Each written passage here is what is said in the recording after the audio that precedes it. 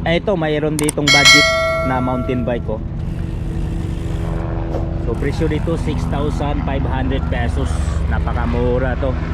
Ang kinaganda nito, naka hydraulic lang. Yan, shout out sa ating mga magigiting na piloto. Yan o, naka hydraulic na siya na Avid.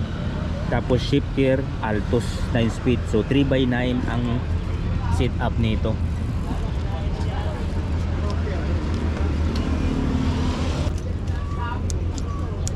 So alloy yung handlebar, stem alloy. Naka internal saka external yung kable. Alloy din ang kanyang pedals. Ayan, 2 bearing. Crankset Pro Wheel na 3x cell bearing. Tapos Shimano Altos yung FD. Yung RD Shimano Tourney long cage. 1, 2, 3, 4 3x9 ang setup. Ayan po, Avid yung hydraulic ko. Yung likod lang po ang naka-hydraulic, pero sa harap naka-mechanical. Ayan, Shimano ang kanyang hubs. Yung gulong bago, American type yung valve. Yan, 26 by 1.95 ang size ng gulong. Mayroon siyang chain protector. Tapos quick reset clamp. Iskat yung seat post, saddle generic, pero okay, walang issue.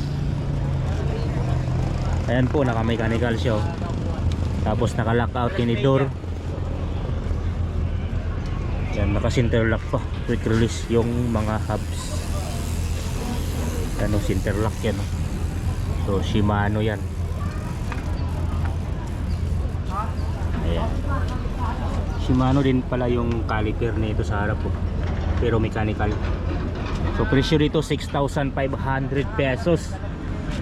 Ayan, kontakin nyo lang yung number ni Kuya Arlin. Nandyan po sa screen. Dito lang po sa Latagan sa Marikina. Ayan yung tulay ng Marikina, oh. Ayan, baba kayo dito sa may LTO. Lakarin nyo lang tong latag dito. Sabado at Linggo ang latag po dito. Alas 6 ng umaga hanggang alas 10 ng umaga.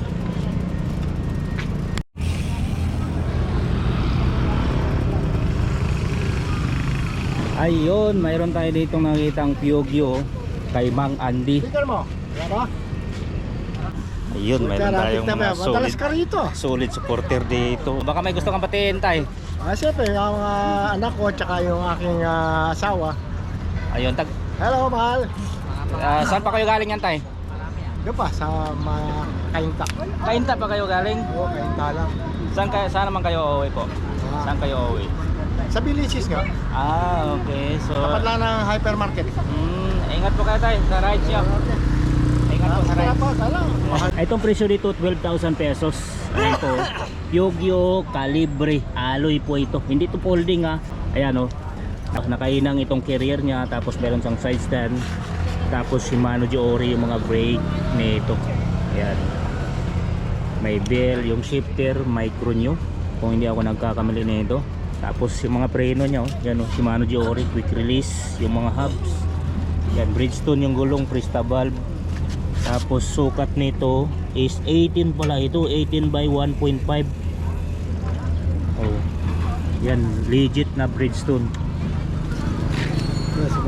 Ayan, si Mang Andy, oh. Shimano 600 po yun. Oh, Shimano 600 ang kanyang RD. Akin ito, ha, parang bilao, ha. Pero alloy. Ganyan, 1, 2, 3, 4, 5, 6, 7. 1 by 7. 1 by 7 pedals, oh. Ang ganda na rin, oh. Cell bearing Ragosa. Trunk, seat post clamp, seat post, alloy, saddle. Ito, Solid. Titanium? Oh.